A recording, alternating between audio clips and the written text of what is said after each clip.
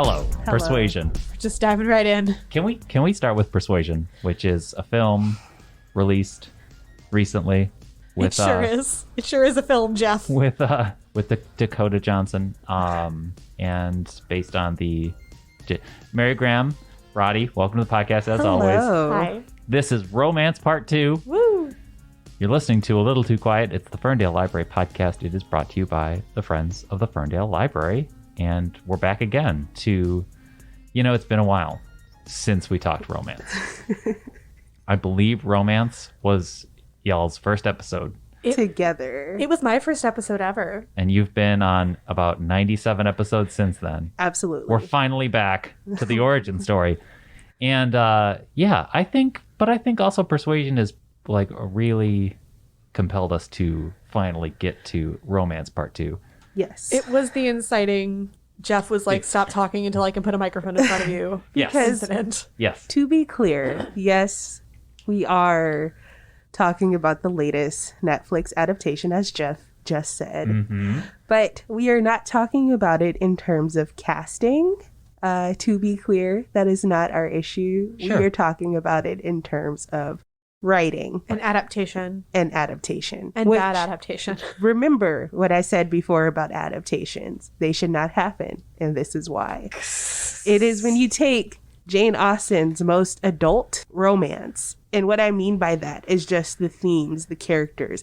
Everything about it is so mature. And not that you can't have fun with it, but these characters have a lot of gravitas to themselves and also the relationship that they had before. Yeah, those people are grown. Yeah, they're grown. Exactly. And this isn't, how do I want to put this? This is not a Lizzie Bennet situation. This is not an Emma situation. These characters, yes, I said that on purpose. These characters Indeed. really, really stand on their own, where you should not try to characterize them as other Jane Austen characters. And unfortunately, what has been done is that a movie set during what I think they still said it during the Regency. Yeah, I mean, you have to have Wentworth's occupation. Right. Has grown people referring to one another as exes. Which is... It feels like a small thing, but like, here's my deal. And I, in the interest of full disclosure, dear listener, I will confess I have not watched this movie because I don't hate watching things, and I simply cannot bring myself to do it. But you've heard things from the Austen Galaxy, right? I've heard things from the Austen Galaxy, and people I trust in Austen land who have seen it. And I actually think this is part of a broader pattern with film adaptations of Austen's work. What gets adapted all the time? It's Emma and it's Pride and Prejudice. And even though Jane Austen wrote, when she had finished Emma, that she'd written a heroine who no one but herself would like, she was wrong. Emma's great. Right. And just a compelling character, in part because, she's out there. She says what's on her mind, and she controls a lot of things. She's a very strong personality. Right. And love her or hate her, she's there. Mm-hmm. And Elizabeth Bennet and Emma Woodhouse are two sort of talkative, bold heroine types that have continued to translate very well into the 21st century. That's the kind of woman we like to read stories about. How many times has Mansfield Park been adapted? Once. How many times has it been adapted well? Not 0. really. And Fanny is even quieter than Anne. And, we have more adaptations of Persuasion. And I think the 1995 version, which I rewatched recently just to make sure it still held up, Amanda Root is just transcendent and does such a good job of showing this woman who's emotionally been through the ringer. She got her heart broken when she was 19, and she's not outspoken. Her family walks all over her. And she's just sort of decided that the best way to be able to carry on is to hunker down and let it happen. And the book is this sort of beautiful, just watching her come into this second blossoming of realizing that it doesn't have to be like that. And that's partially because she meets Wentworth again, but also meets his sister, who she thinks is awesome, and just other people who expand her circle and notice that she is important. And you're not gonna get that from a bad Flea Bag-ification. Right. Of, like, they've that's not the novel. That's not the core of the novel. And women who are quiet and not outspoken proto-feminists deserve stories. Right. And Jane Austen, that was the great thing. None of her heroines are like, you can't mistake any of them for anyone else. I mean, even in a book like Sense and Sensibility, she was like, here you have two sisters who are so obviously, you know, just totally different people. Or honestly, how many times does Northanger Abbey get adapted? It has one. Yeah. And that's because Catherine Morland, I love her. She's a silly 17-year-old girl. And people, I guess, don't want to watch a lot of adaptations of, like, a 17-year-old girl who is frequently wrong but also consistently right. Okay, because listen, if Sense and Sensibility were only about Marianne, we would probably only have one adaptation of that too. Yeah. But here's the thing. Or only about Eleanor. If it was only about either of them. Yeah, because that's true. Marianne's too histrionic and Eleanor's too shut down. That's fair. If it's, you know, I don't actually believe this, but by the sort of broad. What we're talking about is a confluence of tropes. Yes. Yeah. And yeah. Also, the Anya Taylor-Joy Emma movie was a big hit. Yes. And that had its own vibe. We're also living in a post-Fleabag, post-Deadpool world where we like fourth wall breaks a lot. Yeah.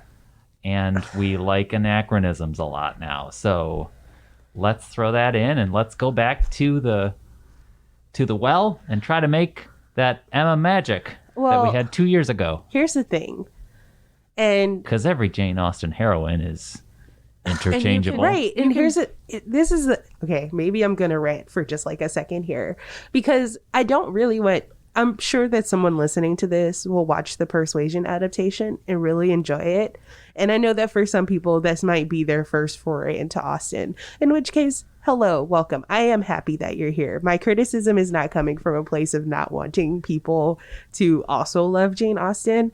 I just have issues with this particular one because I feel like there's this, I mean, we've talked about the girl bossification of literally everything before, in which, in my opinion, just to like start talking about ideas and things like that, I feel like it has done something to where people are like, okay, the only way to portray a feminist icon is to girl boss the hell out of her. And it's just like, no, that's not the way to necessarily do it. And then Emma, for example, spawned one of the greatest Jane Austen adaptations of all time. Clueless. Literally. One of the greatest adaptations of all time.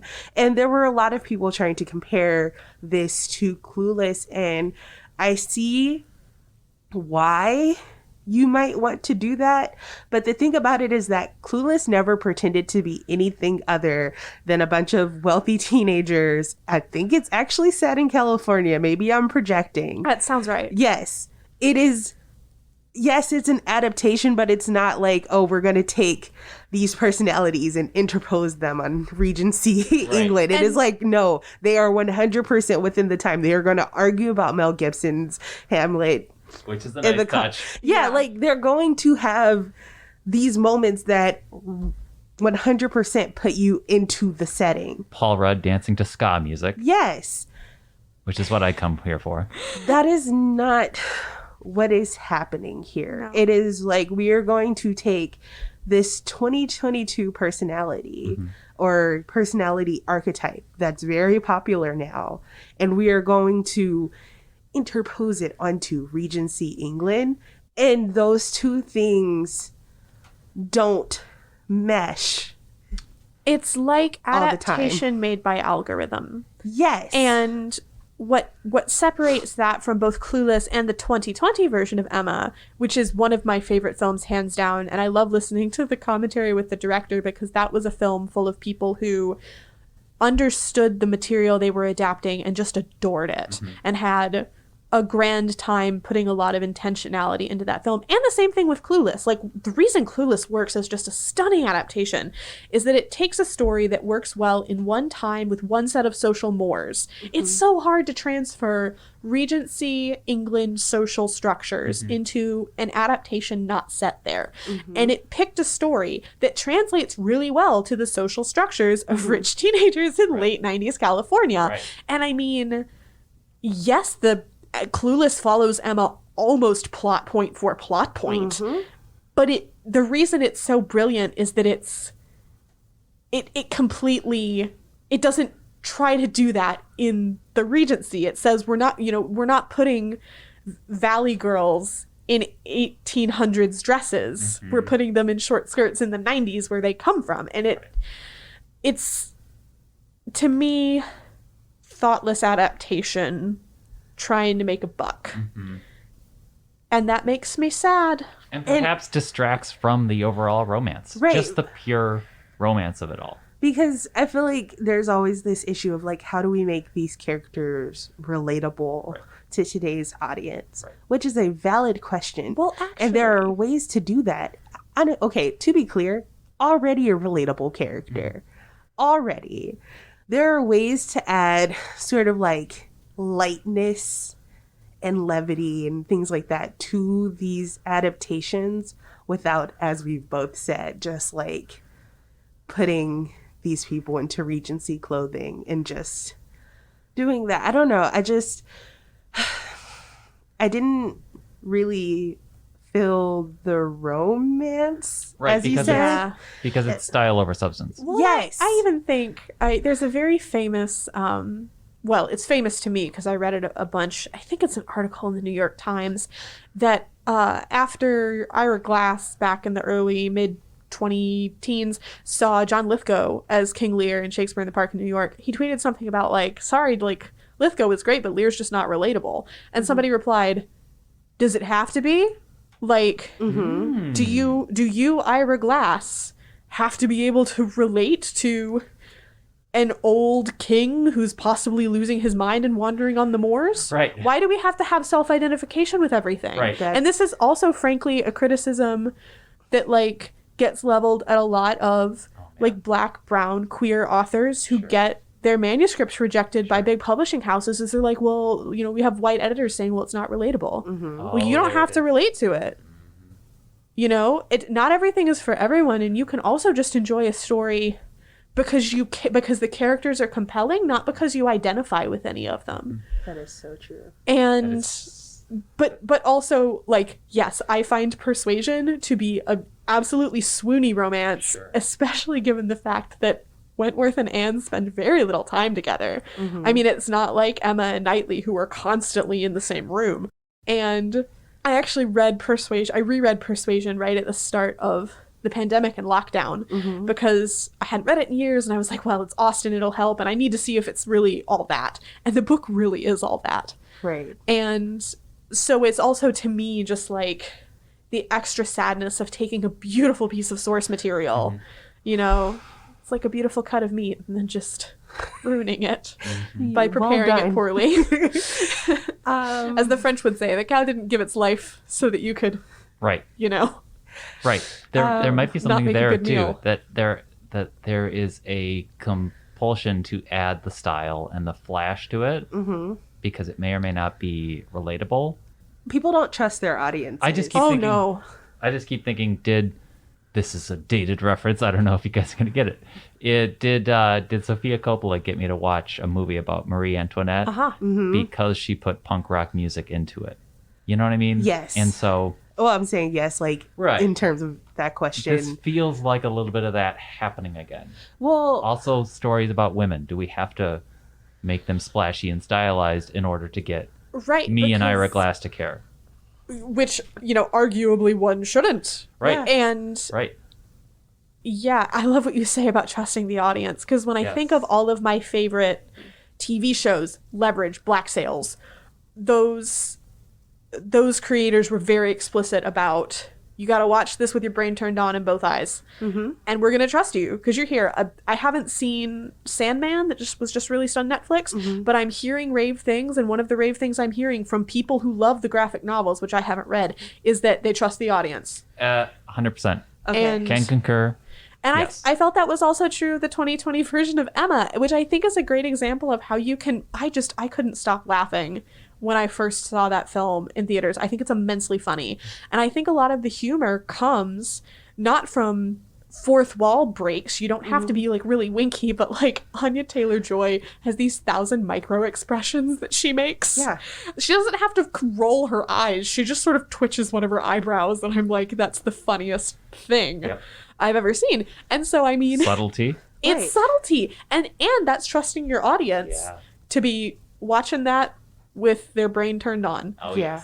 And I guess just to like sort of segue into another one of the things that we wanted to touch on today, which is why are YA romances doing so good at the romance thing right now, where some adult romances...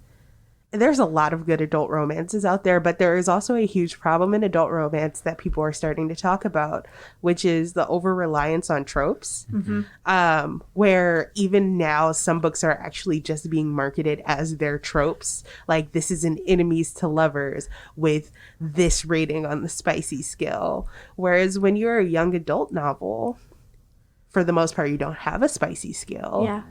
And while there are tropes, they don't market them as tropes. They are just like, oh, we have to focus on the story because we don't get to add in a sex scene midway through this story or towards the end of the story that everyone's just going to fight to get through. We have to actually tell this romantic story in a way that is believable and not relatable, but like just relays an actual romantic story where if you're just trying to check off trope boxes, you're not doing that as much. It's creation by algorithm all over again. Yeah. And the dear listener, we're recording this the week after, like, the first week of the Penguin Random House Department of Justice trial. So, like, I'm thinking a lot about publishing as an industry. Yes. And profit margins, etc. And, you know, part of the problem, I think, is you've got publishing houses who are like, we can boil it down to tropes. We can let the algorithm do the marketing so that we don't have to do it. And then we can blame our mid-list authors when they don't sell and not sign them. And instead, you know, promote splashy blockbusters or nothing, which is just... I know clearly all you Penguin Random House Simon & Schuster executives are listening. And I would like to say to you right now directly, stop it. Yeah. Also, you guys can talk around the TikTokification of publishing, but we know what you are not saying. Know. I was definitely reading the live thread about what's going on in that case because I am old and boring, and these are the things that I find entertaining. But they're also deeply relevant to our jobs. They are very deep. Like, it's so... If you think about, if you spend any time on TikTok, if you spend any time in book talk, how the people who have those accounts talk about these books, they talk about them in tropes. They talk about them in spicy scales. They talk about them, you know, in a lot of these aspects that don't really tell you, like, this is a good story. Well, like... The story, the character development. Some of them do. Yeah. I don't want to... And for me, as someone who reads a lot of queer fiction, I'm not on TikTok, but a lot of times you will sort of get the pitch of like, oh, it's gay, what else could you want? So you're going to have to tell me what it's about. And like, the reason that I haven't read the Gideon the Ninth books yet, even though I hear they are quite exquisite, is because no one has yet been able to tell me more than lesbian necromancers. What more could you want? And the answer is, well, I don't know, because like, I have some specific hang-ups about like fantasy involving dead people. So you're going to have to tell me more. But the fact that there are just lesbians in it isn't going to completely sell me, even though I hear it's an incredible series and I will probably read it one day.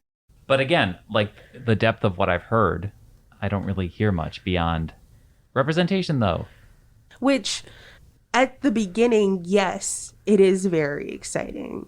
Yes, it's extremely exciting, actually. But just like with The Princess and the Frog, when you get it and you are a frog for the entire movie, nearly up until the last 5 to 10 minutes, you have to kind of step back and say, I love it for the fact that I got this moment, but what did I actually get? Right. What substance was there?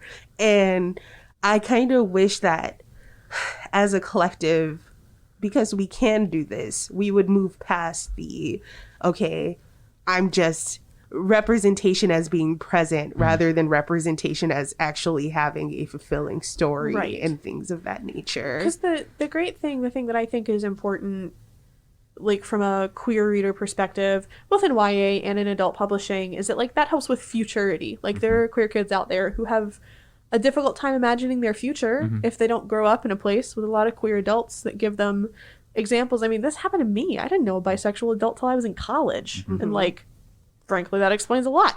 And so in that case, the presence is very important. But it reminds me what my Shakespeare professor at Wayne State told me as we were talking about like academic research and sort of the waves of historical literary discovery and everything. She's like, the first sort of wave is always like the discovery, like here it is. You know, here are the records of Black people in England in the early modern era. Like here is a book that is just like, here they are. And then the next wave is deeper into like, you have to get beyond just the descriptive here it is. Right. And move into what does it mean? What was life like? What does this tell us? How does this influence literature? Right. Why have things been lost? Like, you have to start asking questions and digging deeper.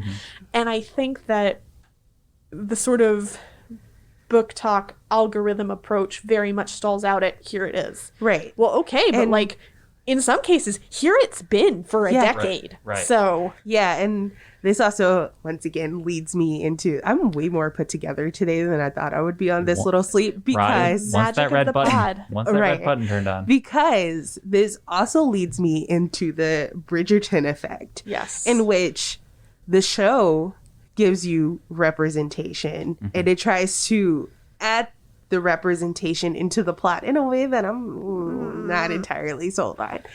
But when so this is what happened, because I was still working at a bookstore when Bridgerton first dropped. Like, it's an album. Why do I keep doing that? My God. Well, but that's how Netflix does stuff, Right. though. So, beautiful man. There's a picture of Regé-Jean Page on the screen right now. Yeah. Beautiful man plays a character who in the book is white. When the show came out, they did reprints of the books with the cast pictures as the covers. However, when you open the book to its actual contents, the character that he plays is still very much a white man. Those books are white people as far as the eye can see. Right. And literally every single one. So you have people who are watching this show who are like, oh, I'm being fed one thing. And I mean, I watched season 1. It was tasty food. Like, if you don't think about it too hard. If you don't think about the sexual assault plotline. Yes. Another thing that, God, don't get me started on those books. This is why I didn't read the books.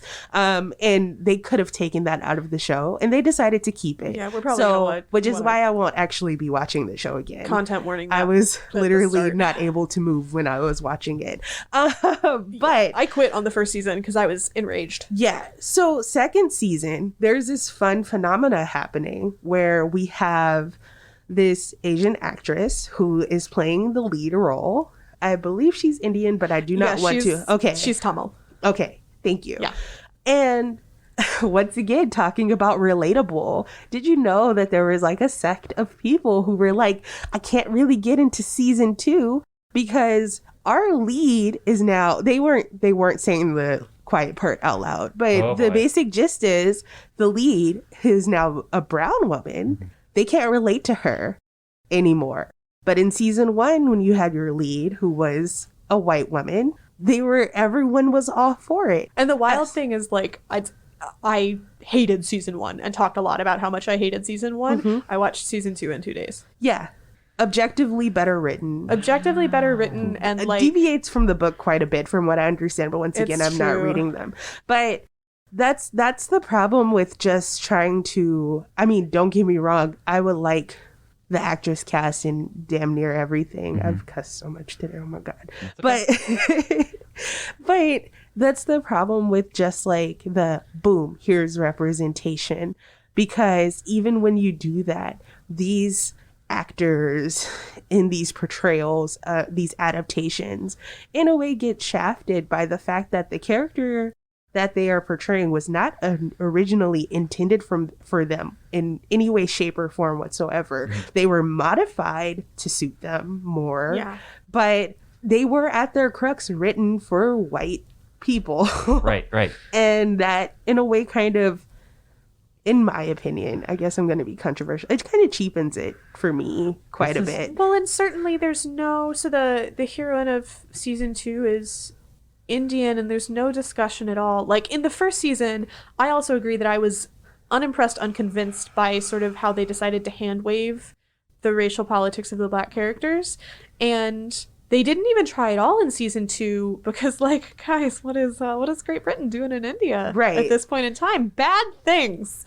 And so yeah, okay, you choose to just completely sort of put it to the side and not think about it at all. But I think about the romance novels I've read that do engage with that. Like, K.J. Charles has one, I think it's An Unseen Attraction, that's set later in the 19th century, but one of the heroes is Indian, and like there's a lot of backstory about how he ended up in the UK as this sort of illegitimate son of this aristocratic English family who was living in India for bad reasons.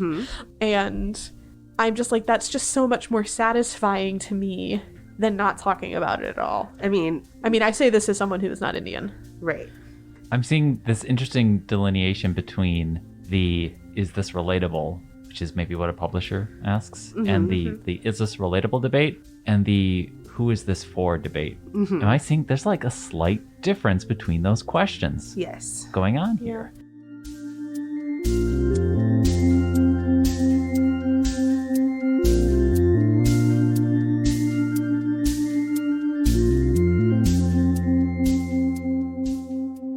Rodi, and tell me if like this puts you on the spot or just isn't like the right type of question. Did you feel like the first season of Bridgerton was for you? So I will explain to you both the circumstances under which I watched the first season of Bridgerton, which was under duress. I was getting my hair braided, and the woman braiding my hair was just like, have you seen this yet?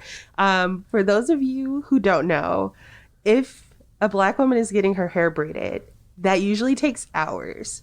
So I was literally stuck in a chair for hours watching episodes of this show. I had zero intent of watching it outside of that moment, which is why I had to continue after the assault scene that was kept in the show. Yeah, I was just like, wow. That's when I turned it off. I'm like, I am being held captive. That's probably part of the reason why, even though I know a lot about season 2, I haven't gotten the chance to dive into it yet because I'm still reassessing the trauma. That's fair. That's very fair. So I definitely did a lot of nose wrinkling at some of the way. I have issues with the way that the Duke's father was represented. Yes. I don't toss the word problematic around, but that was problematic. The way that they once again explained how Black people have been elevated in society. Oh boy, especially when you watch how the queen is treated by her husband throughout the show, because he's dealing with, memory loss and, some breaks with reality. Yes. So when I called it tasty food earlier, it's pretty. The actors are really, really good actors. Right. Yes. And sometimes when you put a really good actor in a not so great role, they will transform it into a way that is very palatable. But is tasty nourishing sometimes? No. Right. No. It was like eating a bag of Cheetos when you're really hungry. A bag of Cheetos with questionable Where like politics. like you bought a super sized bag of Cheetos and then you opened it and half of the bag was just air. Right. But you're too hungry to care. Right. That is how I would describe it. And I mean, Bridgerton is also still extremely wealthy and extremely straight. And so for me, there is there is little that is subversive about it. Also, there's a lot of baiting in first season with one of the brothers in particular. Oh my god, Benedict Bridgerton is a bisexual man, and I don't know if they know they have written a bisexual man. But they most 100% But my god, wrote a bisexual man. Luke, whatever your last name is, thank you for your service. Like, that, I know they're gonna pair him with a woman. Yes. I know it in my heart. I think I maybe read the book and have forgotten it. But like, oh my god, I need that man to kiss a dude Interesting. before. Interesting. Yeah, they just... me and Bridgerton got a lot to work out. There's a lot to work out. Or even like Eloise. That's a woman-attracted woman if ever I saw one. Oh my goodness. Like, it's just... And see, this is the thing, is that like, I know where to go to find the books that aren't gonna bait me. That are gonna be like, oh yes, this man is hanging around queer-coded artists because he's queer and he wants to kiss another man who is an artist. And I'm like, yes, thank you, book that has not lied to me, you know? Or just, there's less historical sapphic romances than I would like, although there are more coming up, so thank you for that, publishing. But, you know, it's when I think about the effect that Bridgerton is having on romance, I suppose I sort of think about it the way that I feel about like Phantom of the Opera as an introduction to musical theater. I enjoy Phantom of the Opera. Is it good? Irrelevant to this question. Do I like it? Usually yes. And, you know, it wasn't my intro to musical theater, but it's a lot of people's intro to musical theater. And so... It was mine. Yeah, and I don't think there's anything particularly wrong with that. I get annoyed when people don't go beyond that. And so... For everyone who is finally reading a romance novel because they've enjoyed Bridgerton, welcome. We're very happy to have you. Yes. Hi. And in some cases, like the Bridgerton books are a very classic example of United States romance publishing at a certain point. Right. It is a certain point that I personally am tired of. Right. And I'm glad that we're 20 years past. And I Right. don't think the books have aged well. I've read at least 2 of them. I might have just noped out of Benedict's book because by that point I was bored. Right. We're inviting everyone who's starting to watch Bridgerton to this table to basically start asking the same questions we're asking. And we're not just saying you're Yes. wrong We're if not- you enjoyed it. Like I said, season 2, Absolutely. 2 days. Jonathan Bailey, you understood the assignment. Yeah. That man knows what to do with his face. I mean, once again, I like Cheetos. Yeah. Like, Sure. sometimes I'm just like, I just want a bag of them. But also I do like nourishing full meals too. And we don't like Cheetos with an assault plot line. Yes. That is never, ever discussed. But the reason I brought you here to the table and brought that up specifically is that was my concern that people's limited perception of Bridgerton becomes interchangeable with their perception of romance, Yeah, and I'm definitely concerned by that. which the bombshell is going to bring up that I teased Rodi with earlier is that, and I don't know if I ever even brought this up at the last episode, but like a whole other element we should get to possibly in part 3 is the actually we could because it'd be topical is the Hallmark Christmas holiday romance. The rom Jeff. com. Okay, let's talk about it. Okay, because I was going to talk about rom-coms per se too, which we could kind of move into that, you know. So, Hallmark, I am really glad that you figured out that people other than white people exist. I know that was a recent discovery for you, and I know that it was even more of a recent discovery that we exist in capacities to not just be someone's best friend. Wait, there's other people other than Candace Cameron Bure? Oh, isn't it a shock? It's a shock. So, yeah. Did I even say your name right? I'm sorry. I don't even know. Okay, so I would binge watch those movies sometimes because why not? I was also coming back home from college in which, I mean, to toot my own horn, I was dealing with a lot of deep philosophical texts, and sometimes you just need to turn your brain off. Sure. That's why I started reading romance novels. But let's talk about the formula. Person, wealthy, lives in city, moves or comes to small town to visit home, close a deal, close the Christmas cookie shop that everyone loves. I don't know. Also, usually a woman who is on the borderline of becoming spinster. Yes. Or also like this will be the thing that makes or breaks her career. That too. Or sometimes it's a guy and he's just an arrogant jerk and But she's also like always 31 and still not married. Yes. It's that whole thing. Or just broke up with her. Right. Or still dating an equally arrogant. I just broke up with my boyfriend of 4 years. I thought he was going to be the one. Now I'm going to go over to whatever. Goes to small town, meets Flannel McFlannel. Yes. And, Who has a beard. has a beard, possibly a pet, typically a dog. It's basically Reese Witherspoon's Sweet Home Alabama, just with Christmas. Yes.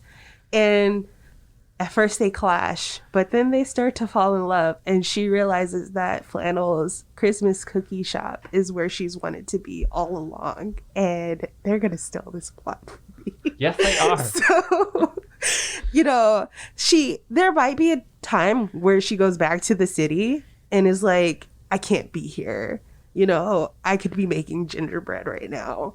And there was like a quote unquote breakup that led to that moment, and she's gonna go back and she's gonna grovel, and Flannel is going to present her with her own flannel shirt, and they will run that dying cookie store together. That's right. And it's gonna be fine. And you know what makes me mad?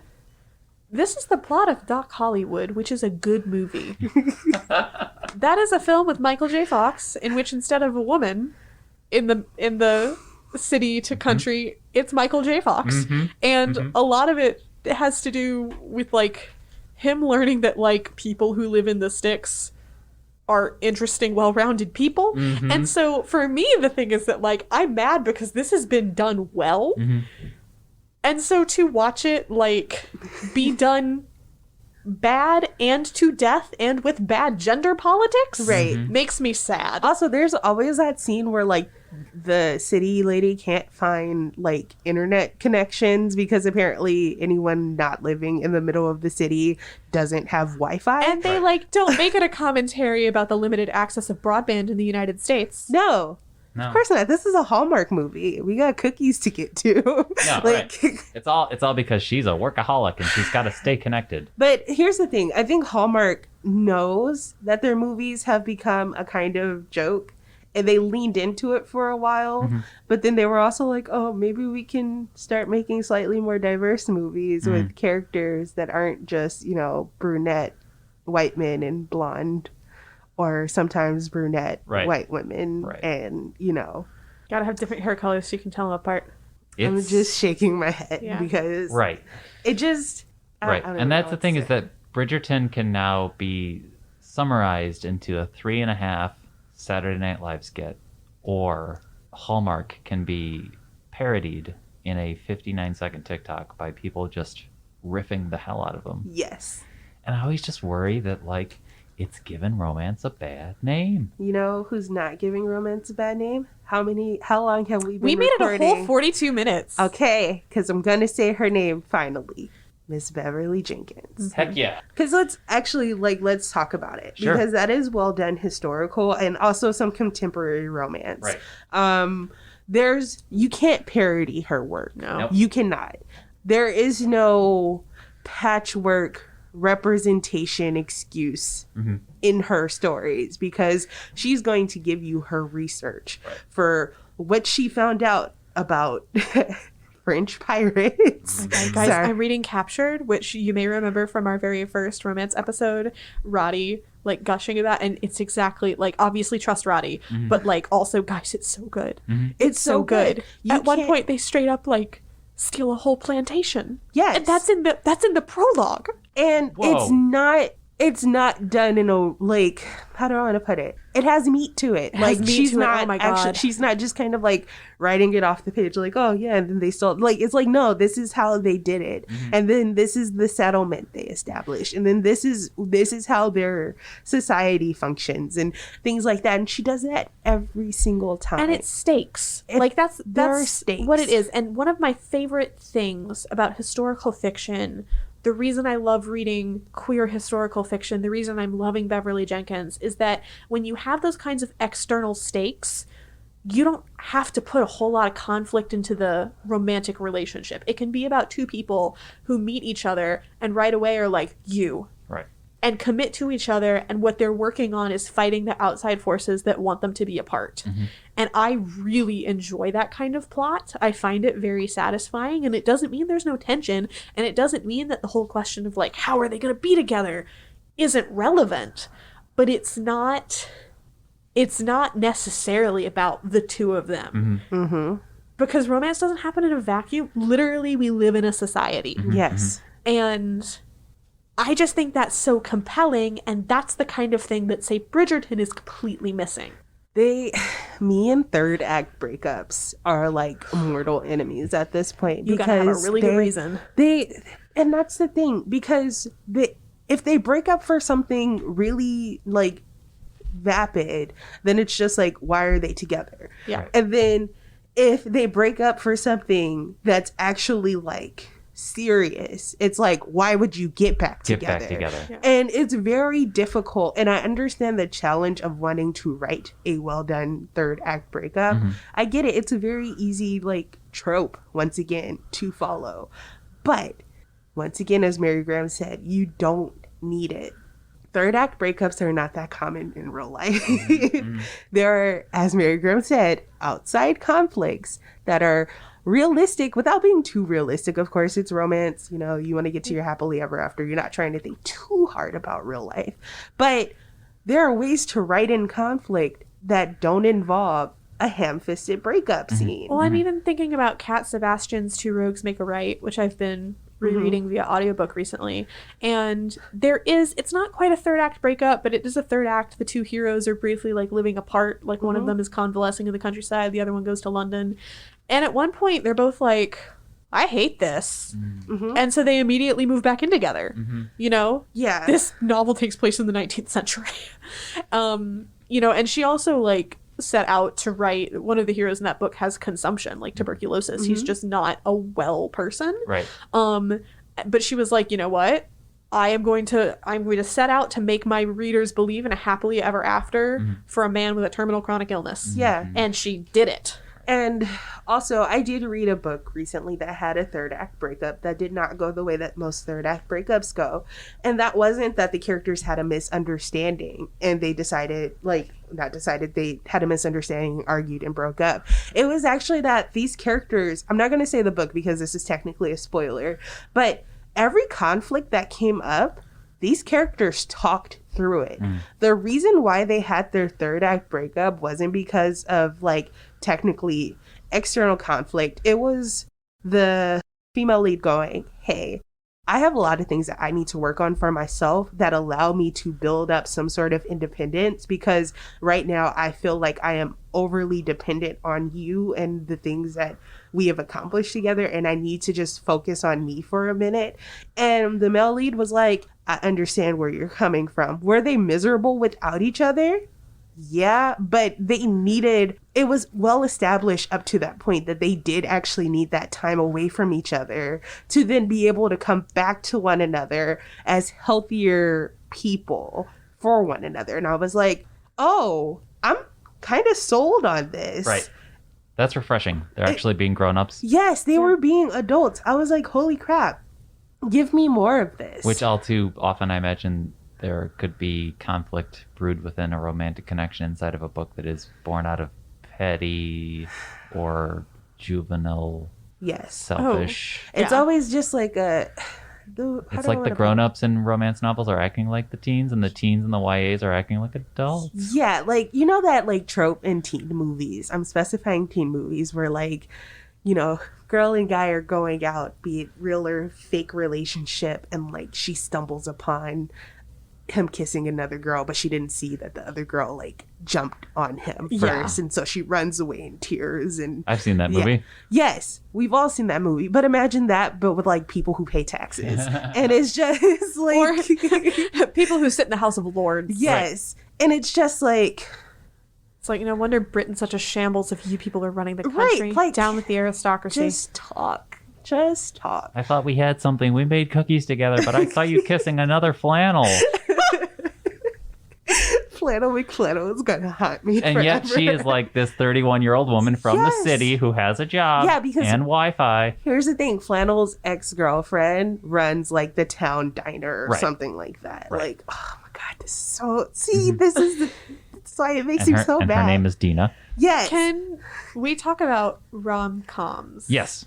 So the noise that I'm the making, decline of. Well, is it a decline? Is it it? a bastardization of the term? Right. Like, so brief foray into Ted Lasso. I promise this will become relevant. In season 2, I'm here for it. in season 2 of Ted Lasso, my favorite episode is the one that references all the romantic comedy films. And you've got Ted saying, I'm a communist, a rom-communist. And I believe in rom-communism, which is that everything's going to work out okay, because that's Sure. the whole premise of romantic comedy films and also romance novels, is that, like, we're in the dark moment. We're in the bit in the middle where you're like, oh my God, how's it going to end happily? And in their case, it's because they can't win football games. Right. But thinking about the rom-coms that are referenced in that episode, the rom-coms I have seen, and I'm very picky. I don't like You've Got Mail.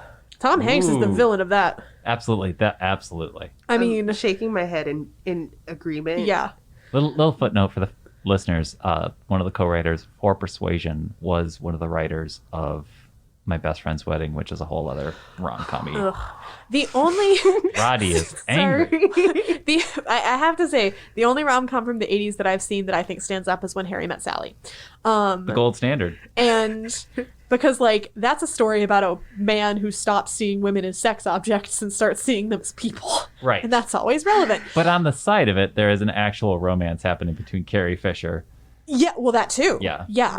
But the rom-com novel, I tend to drop things like little hot potatoes now when people say, "Ooh, it's a rom-com," because A, I don't believe it's actually going to be funny, and B, so many of them have cancer plots or like dead siblings or parents or Right. whoever plots. Right. And like, I'm not saying that I don't want romance novels that engage with grief at all. I've read some romance novels that are extremely eloquent on the subject of grief. However, I want to know going in that I'm in for a high angst time. I think tone is so tricky. And don't tell me it's a comedy if Yeah. it's not funny. Yes. So I think Talia Hibbert does rom-com well. Yes. I'm like racking my brain for like Yeah. who I actually laugh out loud at. And the Brown Sisters trilogy, which I've talked about before, I literally was just talking to Mary Graham about this trilogy before. Yeah. It's like moments of like,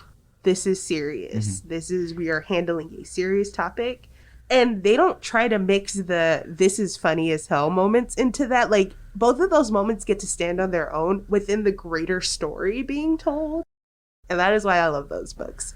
Because, yeah, I too find like rom-com and I'm like, is it actually funny? Oh, the other rom-com that's made me laugh recently are the ones with the really long titles that I've been telling you about. Oh, like that time I got drunk and saved a demon? Yes. Yeah. The other one is that time I got drunk and yeeted a love potion at a werewolf, which she's telling you the setup right there. Yeah. Actually funny. Yeah.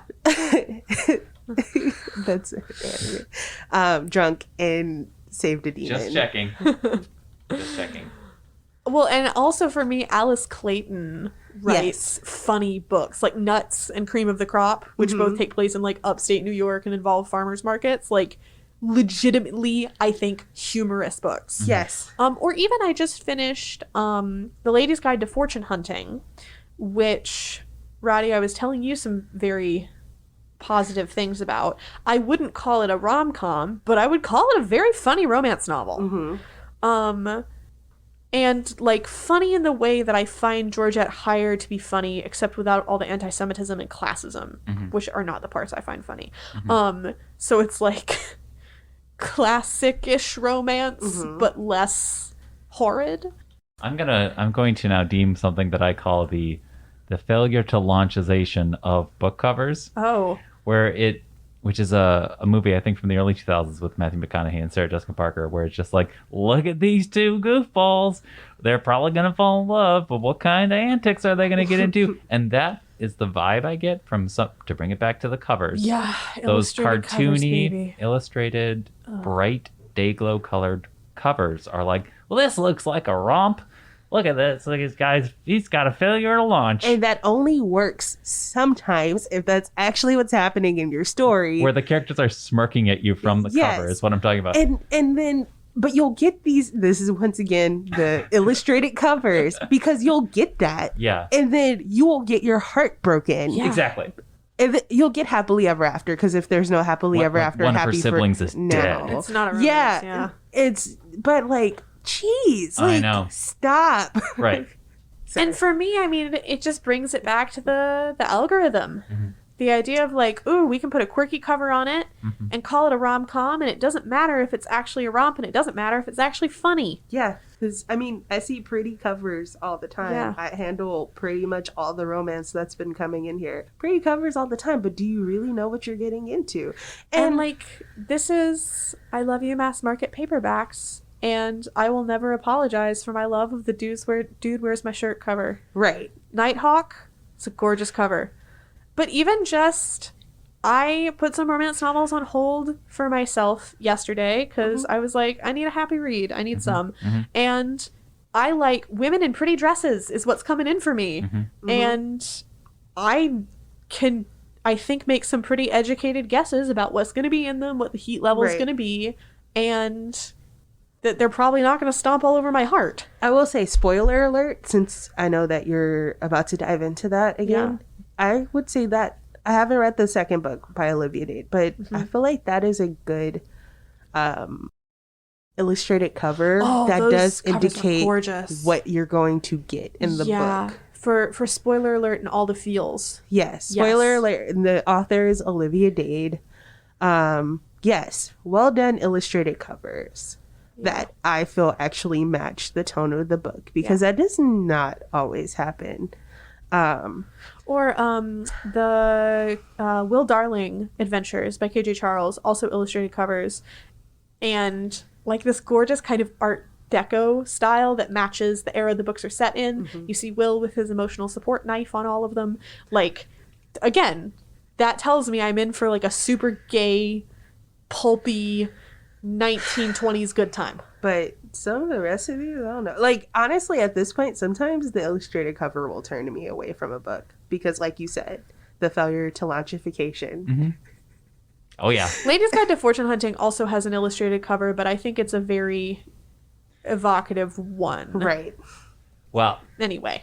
that will have to cover it for now, because we're in a library and we got to go do library stuff.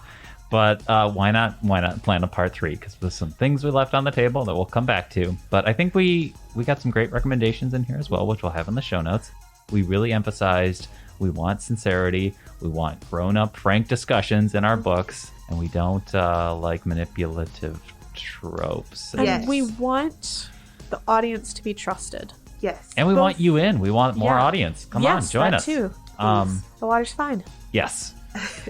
This has been A Little Too Quiet, yet another episode, and this has been Romance Part 2 with Rodi and Mary Grahame. Thank you both. Thank you, Jeff. As always. Remember to rate, review, and subscribe to this podcast and tell your friends about us. Remember to shout out the friends of the Ferndale Library who made this podcast possible, and a shout out to John Duffy who gives us our music, and a second shout out again to our two great guests, Rodi and Mary Grahame. More information in the show notes, and we'll be back next week with more. Thanks for listening.